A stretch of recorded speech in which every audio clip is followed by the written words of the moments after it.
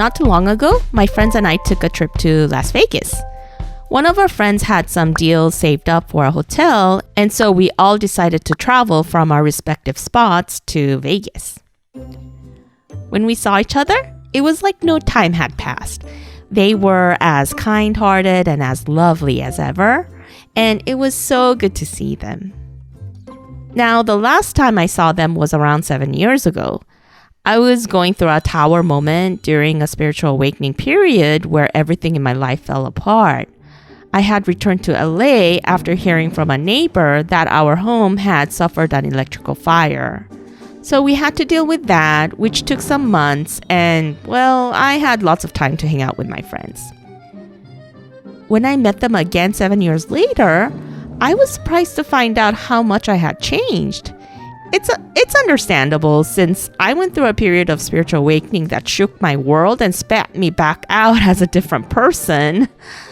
One of the most poignant changes was how differently I thought about money compared to my friends. So today, I thought I'd talk about how our view on money changes after our spiritual awakening.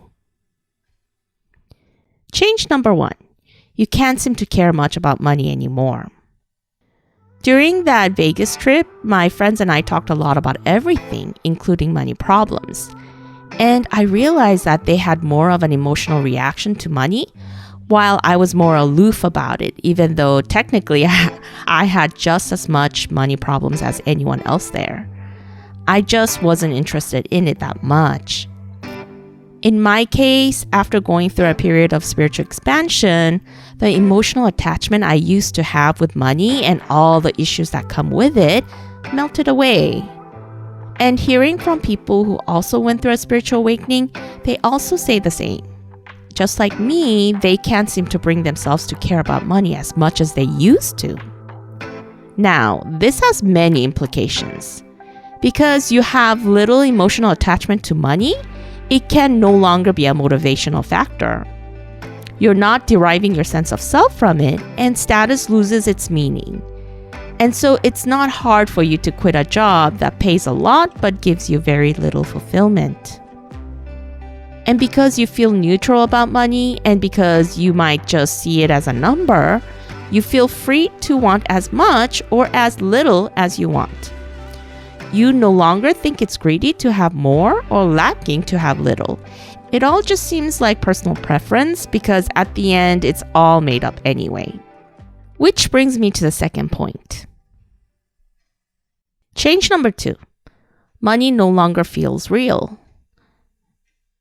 It almost feels like a game token, like when you play video games, you earn tokens, but that doesn't mean you're a better person or a happier person. Money feels like that. It doesn't feel real. And you'd be right to see it this way. We all collectively decided to give a certain value to a number, to currency, to commodity, or whatever. But there's no true innate value in it except the one we give it. And once you go through an awakening, this number no longer represents anything real or true. You might have depended on money to make you feel secure and stable, but now you can generate this feeling within yourself on your own. So money loses its power over you in this way. Change number 3. You understand that it's still important.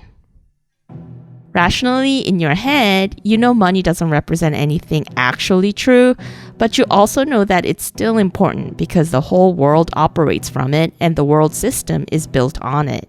And so you respect it as what it is and understand that it has an important function in the world and in the evolution of humanity.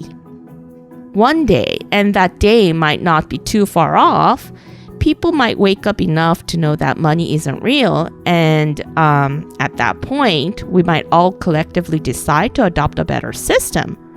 But until then, it has an important function. Change number 4. Money becomes something fun to do. Now that you know that money isn't real and you don't have much emotional tie to it, you can now play with it. I got into investing because without the emotional attachment, money felt like something fun I could play with. Each month, I would look forward to the day I'd pay my monthly bills because with the money left over, I'd sit and think of all the delicious ways I can divide it up and invest. It's like collecting gold coins in a video game. The coins themselves might not have an inherent value, but it's something that's beneficial to have for the strategy you want to play. And even though I might lose money in an investment, my emotional tie to it is much less. So I can be more patient and wait for another opportunity. Change number 5. You understand why the world is the way it is. When you take out the emotion out of money, you can now see how people with bad intentions can use money to manipulate and control the masses. Money is such a great tool to use to evoke fear if they tie it to our sense of survival. If you really want a way to manipulate and control the masses, then all you have to do is to put them in a system where their work to compensation rate is 1-to-1 ratio. That is, put in 1 hour, get compensated 1 hour's worth. Put in 2 hours, get compensated 2 hours worth, and so on and so forth. But the minute they stop working, they're paid nothing. Now, once you start entering the world of investments, you realize that you can invest 1 and get 2, or 3, or 4, 5, 6, even 10. It's not a 1-to-1 ratio, but it's a 1-to-2, 1-to-3, 1-to-4, 1-to-5, 6, 7 ratio. In fact, that's how people at the top operate. They don't have to be actively working to make money. But by putting the masses under the 1-to-1 ratio system, you can really keep people busy and in fear. Under the system, you can make them believe that it's all dependent on them, that they get only what they put in. And so it gives them an overwhelming sense of anxiety if they're not constantly working. And because they're always working, they're too exhausted and stressed to think about the grander things in life or to question our current system, and etc. And you gotta wonder, who would create such a system? And why would they do this? Anyway, those are the changes I saw in the way I think about money and talk about money after my awakening.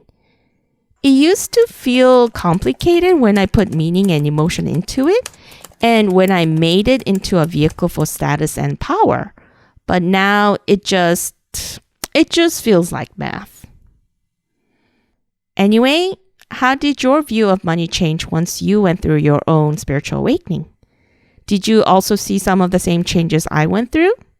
Let me know in the comment section. The more we share, the less alone we all feel. So share your story with us. Until next time, regards, Ray.